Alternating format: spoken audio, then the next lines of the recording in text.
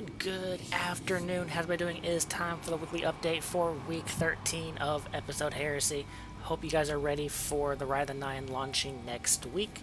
With that said, for anyone new here, this is the series where I cover everything new for the week for all the Rotators, Eververse Bright Dust offerings, and what the seasonal challenges for the week are. So feel free to subscribe to the channel and like the video so you can stay updated for each week. That said, live over on Twitch this evening around 4 p.m. Eastern Time, I'll be streaming the entirety of the episode Heresy narrative from week 1 of Act 1 to the final week of Act 3 to have the whole narrative all throughout. So if you want to have any questions, you want to see what you missed, feel free to come on by, chat, hang out for a bit, and watch the narrative together. Alright, with that said, let's go ahead and dive into the update, shall we?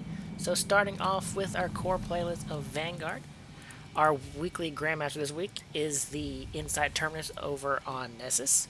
The weapon is the Plug 1.1 Arc Fusion Rifle. I'll have a link to that in the description below so you can check out the various rolls you can get on it. As per usual, nothing in the Lambda Gambit. However, this week in Crucible, we have double Crucible rank as well as the return of Iron Banner. If neither of those things sound interesting, there's also Team Scorch and Elimination this week. Alright, for our raids for the week, over in the Dreaming City, we have the Last Wish. Don't forget, it does have craftable weapons, so if you're missing anything, you feel free to farm any of the encounters to get what you need, as well as farm for the 1000 Voices exotic. And the second raid for the week is Vow of the Disciple over on the Throne World. So, once again, if you're missing any of the craftable raid weapons from this raid, or even the Collective Obligations Pulse Rifle, good time to farm it out and get what you need. Alright, for our dungeons, over in Eternity or the Cosmodrome, it is Grasp of Avarice. I do apologize for my error last week. It's a good time to farm any Artifice armor you need. The final encounter of Grasp of Avarice drops all armor slots, so if you need to get some better stat rolls, good time to farm out what you need for Artifice armor.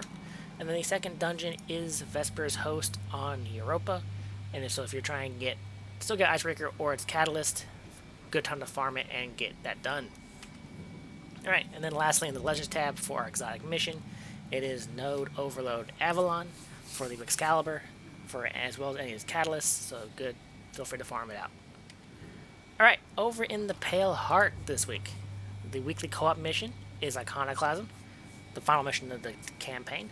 And don't forget, you'll need at least a partner with you, as there's certain enemies and nodes that you need to shoot the front and back of at the same time to be able to progress further. And then the current daily matchmade overthrow is over in the landing. So if you try and get a good roll on Ergo Sum, or even a good roll on your class item, good time to get that knocked out of the way. Alright, for our Ascendant Challenge, back on the Dreaming City. This week it's the Medium Curse week, or week 2, and the challenge is going to be in the Chamber of Starlight with Cimmerian Garrison. Don't forget, the portal appears behind where the chest is for the Lost Sector. And then our weekly rotation of our Lost Sectors begins on Europa, up here in the bunker E15. Then for the rest of the week, and don't forget, I'll have this in the pinned comment below so you can keep up to date. On Wednesday, it'll be Perdition, also on Europa. Then on Thursday, we're going to jump to the Cosmodrome for Vale's Labyrinth. Staying on the Cosmodrome, on Friday, we'll have Exodus Garden 2A. Then Alphean's Rest on Saturday over in the Dreaming City. Chamber of Starlight on Sunday. And then lastly, Hydroponics Delta on Monday over on Neomuna. And that is your weekly Lost Sector rotation. And then lastly, over on Neomuna, our weekly terminal overloads down in Liming Harbor, and our current daily Vex Incursion Zone is up here in Ishma Park. Alright. And that is it for our Rotators. Now to dive into our weekly seasonal challenges. I'm also here in the Throne World for a very particular reason. There is a new secret mission that unlocked today. I'm not sure if it requires you collecting all 60 chess pieces that appeared last week, or if anyone can do it, but you might want to come over to the Throne World where I'm at and check it out. Alright, for our challenges this week. Starting off with possibly our last Kira the 9 drop before Ride the 9. We have linear launch. Defeat combatants with linear fusion rifles or rocket launchers. Additional progress granted in episode Hersey activities. Bane Reaper. Defeat combatants with Banes. Additional progress granted in episode Hersey activities. Neptune activities. In Neomuna, complete bounties, patrols, public events, and lost sectors. Stranded Ritual. In any ritual activity, defeat targets with Strand ability final blows. Earn bonus progress for defeating Guardians and for Strand super final blows. Fleeting Glory. Complete Crucible matches in competitive playlists. Earn bonus progress for wins. And then lastly, Precision Calibration. Calibrate marksman weapons, scout rifles, sniper rifles, and linear fusion rifles by landing precision final blows. Bonus progress against Guardians. Alright. And that is it for our secret mission as well as our core seasonal challenges. So lastly, let's go ahead and dive into the Eververse store. Just a reminder for anyone new, I only cover brightest offerings and nothing with silver. So let's go ahead and dive in, shall we? Alright, so starting off on the front page, we have the Ghost Fist Bump emote.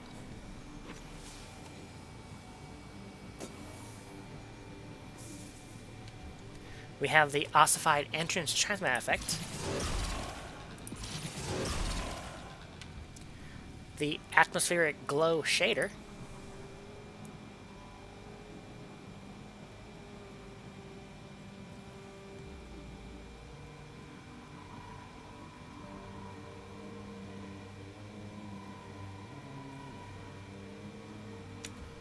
And lastly, the Iridescent Coral shader.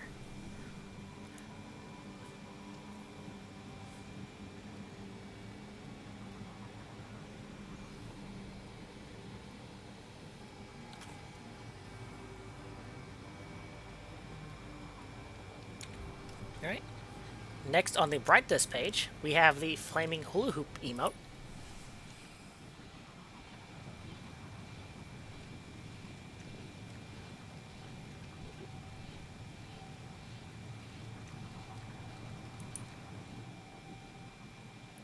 Alright. Then for our class items, for Warlock, we have the Coiled Lasso Warlock ornament for the Ophidian Aspects gauntlets. On Hunter, we have the Carthidae Filigree ornament for the Celestial Nighthawk. And then lastly, on Titan, we have the Pyrrhic Footfalls for the Path of Burning Steps exotic. Alright. And then for M3D1, Ghost Shell.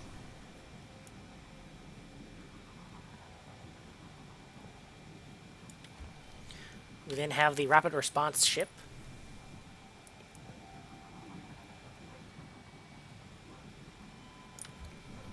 We have the Sweeper Singlet Sparrow.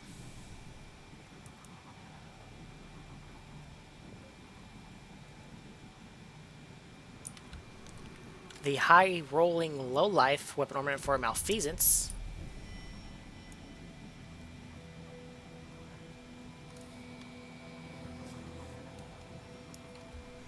And the ship projection for your ghost.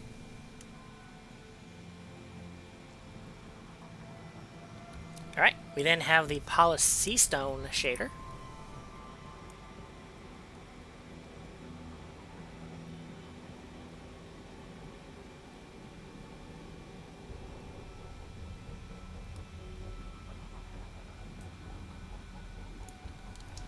We have the Tyrian Abyss shader.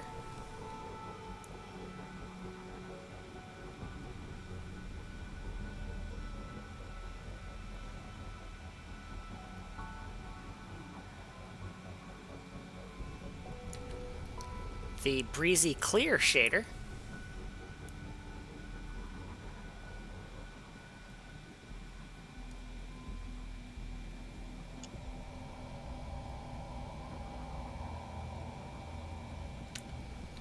And the Royal Protector shader.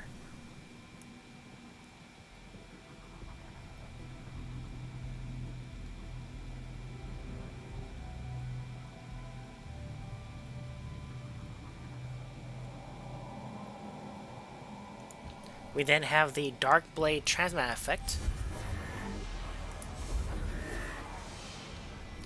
the Cabal Shieldbreaker Transmat effect, and lastly the Renewal Entrance Transmat effect. Alright, and that is it for week 13 of Episode Heresy. Don't forget, on May 6th will be the beginning of Ride of the Nine, and there's also going to be a Bungie live stream going over Ride of the Nine, as well as Edge of Fate, the next major DLC. So, hope to see you all. And lastly, don't forget, I'll be live this evening over on Twitch around 4 p.m. Eastern Time, playing through the entirety of the Episode 3 narrative from the beginning of Act 1 to the end of Act 3. So feel free to stop on by. Hope to see you there. But in the meantime, have a wonderful week, and I'll see you in this video. Goodbye.